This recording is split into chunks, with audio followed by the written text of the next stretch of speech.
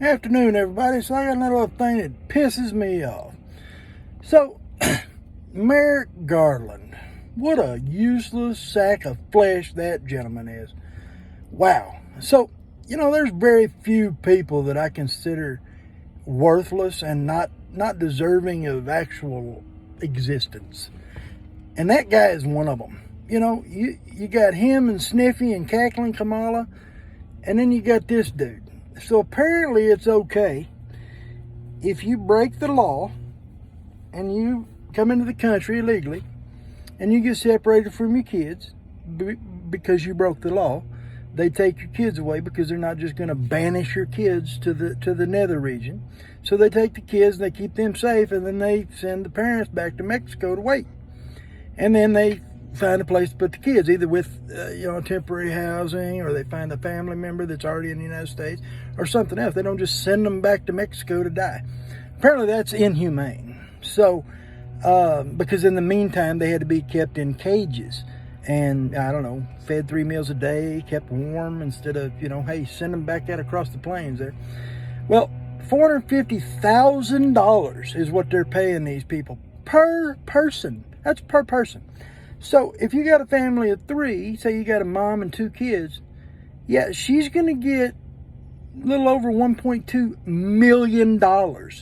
Yeah, that's going to, if I saved every dime I make, every single solitary dime, before taxes, before insurance, before I pay for my kid, before anything, that's every dime that I make before any deductions, including taxes. It would take me, which is not even possible, but if I did, it would take me almost 7 years to save that much money. So they're going to get in one fell swoop for breaking the law what I make, and I work my ass off every single day. It would take me 7 years to make that much money if I didn't have to pay anything else, if nothing else came out of my check ever, and I saved every dime for 7 years. I would have that much money. But then they're like, oh, well, they got separated from their family. So what happens to Americans? Just contemplate that for a second. So say you're a single mom and you decide, you know what, I'm going to rob this store because my kid needs to eat. And you break the law. You steal. I'm cool. If I owned a grocery store and your kids are hungry, or you're starving and actually starving and you need food, just come ask me. I would find something to give you. They throw away food at these restaurants and grocery stores that they could find you something to eat. But instead, these people steal, and they don't steal like bread and beans. They steal like steak and lobster. I mean, if you're going to steal, I guess steal big, but why not just ask? Look, we're starving. Do you have any food that's going to expire that you could help us with? We're really hungry. Or go to a shelter, go to a church. There's lots of places you can go for help. But say they didn't. Say they decided, I'm going to steal this shit because I'm hungry, my kids are hungry, and I don't want to do nothing else. I just want to go to the store and I'm going to steal it. What happens to that parent? Well, that parent gets caught. Well, what happens then? The parent goes to jail. What happens to that kid? Does that kid get separated from her mom, or they put that kid in jail with mom? No, they take that kid and they put him in foster care, which is not their home, given it's not a cage because they have foster care. But temporarily, where does that kid go? Goes to the police station.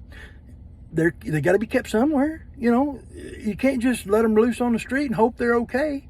So they put them in there. Well, how do you keep kids in a spot when you got all kind of other people around? You put them inside a room or inside a fenced off area, which is what that is. Now, they could probably do it better, make it rooms or something. I don't know. I've never seen one inside other than the videos that they get sneaking out of these places. But they have to be able to do something that's mobile. Walls are not mobile. You can't just pick up a wall and move it 10 feet to make more room. So they have to do something. So they got to keep them inside. They can't build, hard covered walls every time they need to expand it. So they use fences because fences are easy to move. So that's what they use. Well, when you have a parent here in the United States that's an American citizen arrested, they go to jail. The kid then either goes to family members that are here in the United States, or they go to the jail, to the police department. Then the police department calls, child services. Child services comes, gets them, puts them in a home with other kids, a bunch of people packed in the same room. Then they either go out to a family or they stay in that packed ass room. Why aren't each one of them parents getting $450,000? They broke a law. They got separated from their kids. Why don't they get $500,000? Why is it only the illegal aliens that getting $500,000 each because they're separated? I mean, if y'all want equality, y'all want equity, where's the equity in that? Let's start giving everybody who breaks the law $500,000. Fuck that, I'll go steal something right now if I'm gonna get $500,000. I'll take my kid with me. Shit, if that's the way we need to play it, hell, that's the path of least resistance right there. No, because some of us actually don't break the law. Some of us actually do what we're supposed to do. We follow the law, we work, we try to better ourselves, try to better our life, and teach our kids the right thing to do. And stealing is not the right thing to do. There's other ways to go about it.